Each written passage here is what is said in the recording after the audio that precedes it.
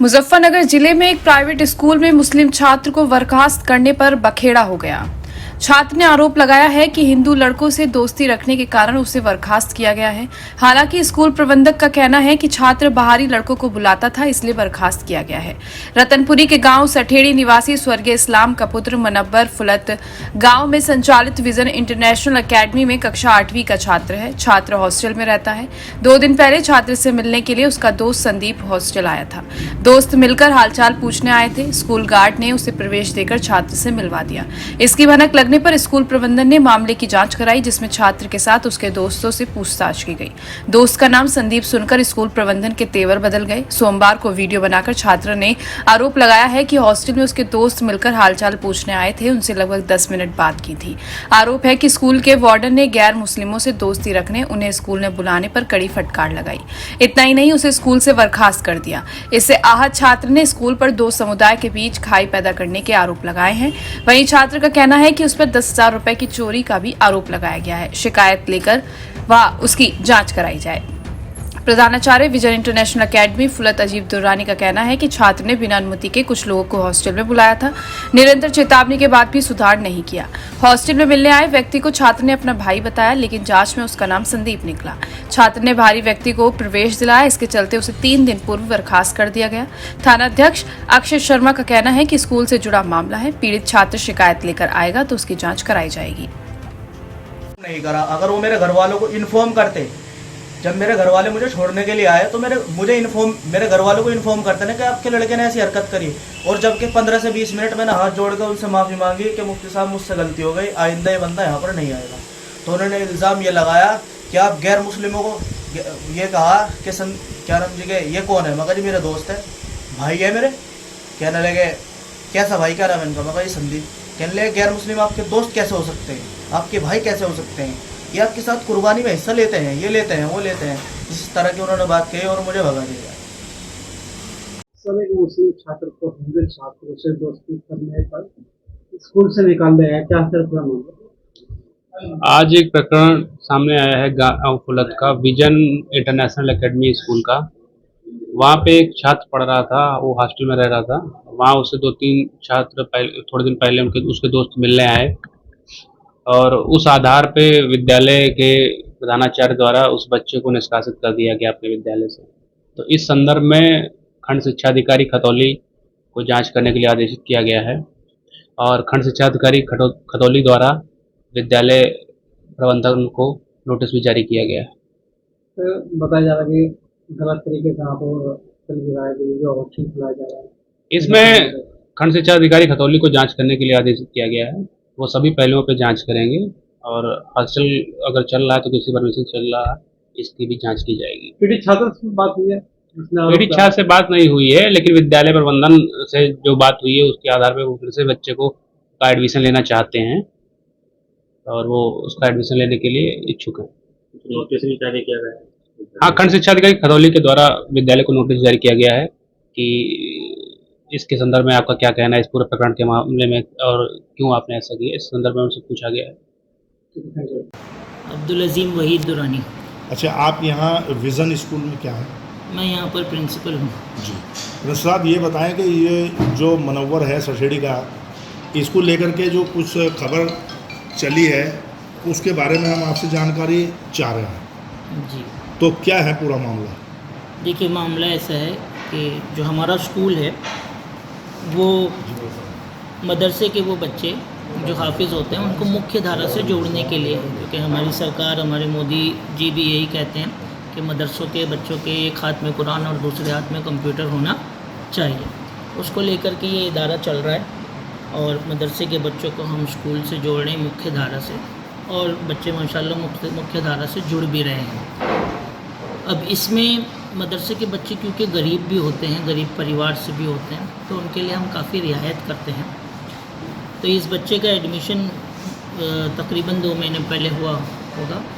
हमारे एक उस्ताद हैं और जो टीचर हैं उन्होंने रिक्वेस्ट लेके आई, जिनका नाम शाहिद है, इस बच्चे ने उसका भी नाम लिया कि बेटा ये बच्चा काफ़ी गरीब है, इसके वालिद साहब नहीं है, यतीम है, आप इन्हें एडमिशन दे दीजिए।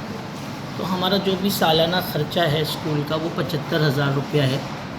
हम उसमें रियायत किसी बच्चे की जो है चैरिटी से 11,500 की करते हैं। कोई बहुत ज़्यादा गरीब है तो हम उसकी 22,500 की भी रियायत करते हैं, और अगर कोई उससे ज़्यादा गरीब है तो हम मैनेजमेंट के से बात करके और भी रियायत करते हैं। और अगर कोई यतीम है तो हमारा मैनेजमेंट इजाज़त देता है कि वो बच्चा पढ़ना चाहिए। तो इस बच्चे के भाई साहब आए थे हमारे पास और उन्होंने कहा कि मेरे वालिद नहीं है, मैं भी किसान हूँ या छोटा मोटा काम है, मैं सिर्फ महीने में 500 रुपया दे पाऊँगा, इन्हें साल का 6,000। हमने कहा कोई बात नहीं, बच्चा आपका पढ़ेगा। उस वक्त भी मैंने उनके भाई साहब के सामने बच्चे से कहा कि बेटा कोई शिकायत नहीं आनी चाहिए,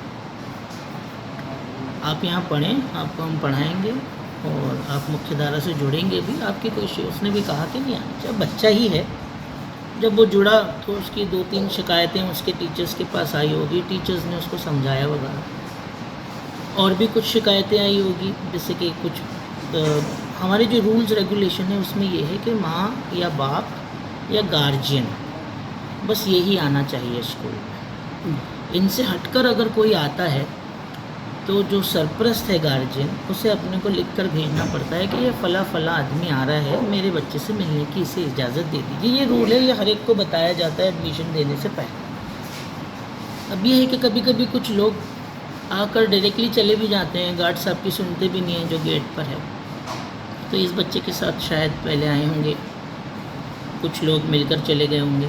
गार्ड साहब सभी को बोलते हैं कि वहाँ पर रुको, मेन गेट पर रुको, ऑफिस में इन्फॉर्म करो, फिर बच्चे आके मिलना चाहिए, लेकिन ये कुछ लोग चले जाते हैं। अब इनके साथ भी ये बच्चे कुछ 2 लोग आए, इन्होंने रजिस्टर में नाम अपना राजू लिखा और बच्चों के कमरों में चले गए। बच्चों के कमरों में माँ बाप को भी जाने की इजाज़त नहीं है। माँ बाप को मिलने के लिए 2 विजिटर्स रूम हैं, एक एकेडमिक ब्लॉक में है और एक हॉस्टल ब्लॉक में है। ये सीधा 2nd फ्लोर पर बच्चों के कमरे में चले गए और तकरीबन घंटा भर बच्चों से बात की। स्कूल के कायदे कानून के हिसाब से मोबाइल इस्तेमाल करने नहीं देते बच्चों को, कोई भी बच्चा मोबाइल नहीं रख सकता। हाँ, बच्चे अपने वालिदैन से बात कर सकते हैं हर हफ्ते में, थर्सडेज़ और फ्राइडेज़ को। उस स्कूल के 4 फ़ोन हैं जो लैंडलाइन फ़ोन है, वो दे दिए जाते हैं, बच्चे उसके हिसाब से फ़ोन करते हैं। और अगर बच्चों को कभी ज़रूरत होती है तो ऑफ़िस में आकर के बताते हैं कि हमारी ये ज़रूरत है, हमें अपने पेरेंट्स से बात करनी है, तो फिर ऑफ़िस के फ़ोन से बात होती है। किसी भी बच्चे को किसी भी स्टाफ के फ़ोन से या बाहर के किसी फ़ोन से अपने घर पर फ़ोन करने की इजाज़त, आप खुद ही समझते हैं, सिक्योरिटी और सेफ्टी का मामला है और कुछ नहीं। अब ये लोग आए, जो भी 2 लोग होंगे, पहले तो उन्होंने रजिस्टर में नाम अलग लिखा और उनके नाम अलग थे, और फिर बच्चों के साथ गए ऊपर और बच्चों के साथ कमरे में बैठा, उनकी रिकॉर्डिंग है।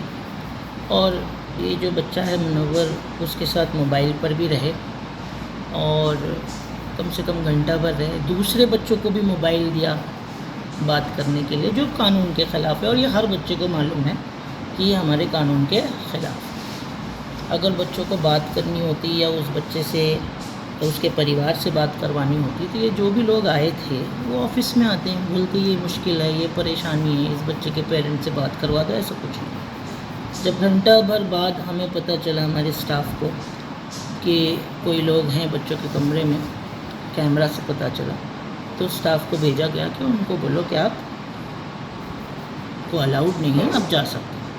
फिर बच्चों से पूछा गया तो कुछ बच्चों ने कहा कि उसमें से किसी के पास से कुछ बात भी आ रही थी। मैंने तकरीबन खुद एक बच्चे से पूछा, उस वक्त मैं नहीं था, मैं थोड़ा बाहर था, स्टेट से बाहर था, तो आने के बाद मैंने, यानी उनके मुंह से कोई बदबू आ रही थी, कपड़ों से मुंह से बदबू आ रही थी। तो हमने एक बच्चे से पूछा कि वो बदबू काहे की थी, तो उसने कहा कि ऐसा लग रहा था कि वो शराब पिया हुआ। हमने पूछा आपको पता है कि शराब की बदबू कैसी होती है, तो उसने बोला हाँ। बहरहाल ये सारी बातों को ध्यान में रखते हुए फिर टीचर्स ने एक मीटिंग की और उन्होंने कहा कि बार बार अगर बच्चा ऐसा कर रहा है तो ये मुनासिब नहीं, और बच्चा इतना भी छोटा नहीं है कि उसको समझ में नहीं है, तो उसकी उम्र के छोटे बच्चे भी हैं, बाहर से लोग आना, बच्चों को फ़ोन देना, उनकी बातें करवाना, ये उनकी सेफ्टी और सिक्योरिटी के ख़िलाफ़ है और स्कूल के कायदे कानून के भी ख़िलाफ़ है। ऐसा नहीं है कि हम किसी को मिलने नहीं देते, या किसी राजू या किसी प्रदीप या संदीप जो भी नाम होगा उसको मिलने नहीं देते। हमारे पास तो सब आते हैं, हमारे स्टाफ हैं, पंडित शर्मा जी जो बायोलॉजी और हिंदी पढ़ाते हैं, 6 साल से पढ़ा रहे हैं, हमारे परिवार जैसे हैं। हमारे स्टाफ हैं कल्लू साहब और उनका पूरा परिवार जो हमारे हिंदू भाइयों के घराने से है, वो 6 साल से हमारे पास काम कर रहा है। हमारे गांव के हमारे दूसरे मज़हब के लोगों के साथ अच्छी रिश्तेदारी है, जोड़ है। हमारे फंक्शंस में आई भी हैं इससे पहले, उसकी भी फ़ोटो है। अब बहरहाल इस बच्चे के लिए जब डिसीजन हुआ कि ये बार बार अगर कानून तोड़ रहे हैं तो मुनासिब नहीं है, फिर ये भी पता चला कि इस बच्चे ने दूसरे बच्चों से थोड़े थोड़े करके 5,000 रुपये लिए हैं। स्कूल में अगर बच्चों को अपनी पॉकेट मनी जमा करवानी होती है तो वो वार्डन साहब के पास करवाते हैं और किसी के पास नहीं। ये हर बच्चे को पता है। इन्होंने दूसरे बच्चों को ये कहा कि नहीं, मैं आपके पैसों की हिफाजत करूँगा, आप मेरे पास जमा कर दीजिए, तो बच्चों ने उनके पास जमा। हर न्यूज अपडेट के लिए डिस्क्रिप्शन बॉक्स में दिए हुए लिंक से ज्वाइन करें रॉयल बुलेटिन का व्हाट्सएप ग्रुप और पाएं हर खबर सबसे पहले अपने व्हाट्सएप पर। अपने आसपास की खबरों के लिए सब्सक्राइब करें रॉयल बुलेटिन और इस वीडियो पर कमेंट के जरिए अपनी राय देना ना भूलें।